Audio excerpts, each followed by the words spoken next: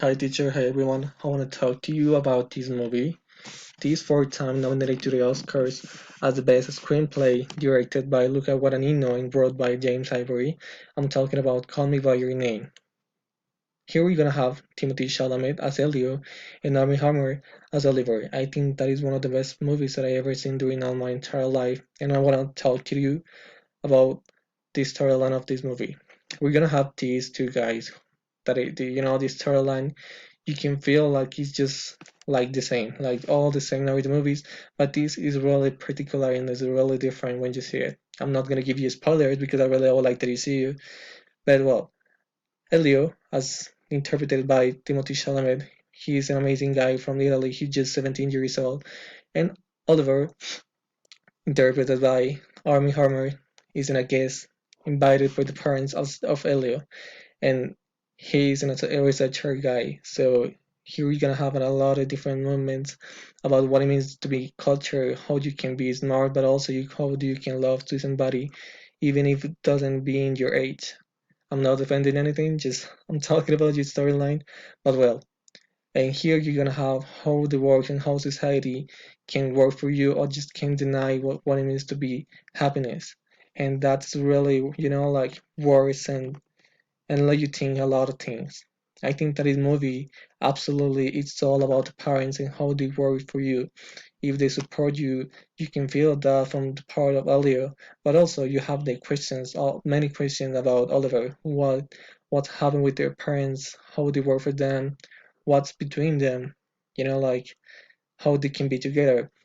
Here we're gonna have a lot of questions between them, and it's amazing if you love all about the culture of Italy, if you love the gastronomy, if you love the wines, even if you love the mythology sculptures, because as I told you, the parents of Elio they love the researcher, so they're always working about movement and making a new knowledge.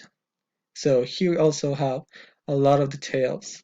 For me, I think that is one of the most incredible movies. It makes me remind as the house of my grandmother is really natural, is really, like clean, is really brilliant. It's really blind. You can imagine a lot of things between what is working for Danny. How do you see reflected today and day? So it's a stylish movie, and also have an amazing for me.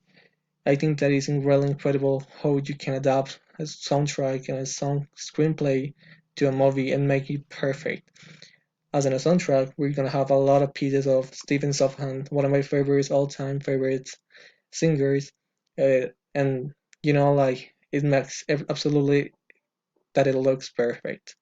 So also, I think that if you love a really good story and not the same cliche as what you think about this movie of two guys who fall in love is the same thing. Like, okay, one of them can be together because his family and everything won't deny it. We're gonna agree. But here we have a really different story and see it from a really different perspective and how, as I tell you, how the parents, how the dad, how the mom, how even your grandparents can be a really way to support you and make you feel at home.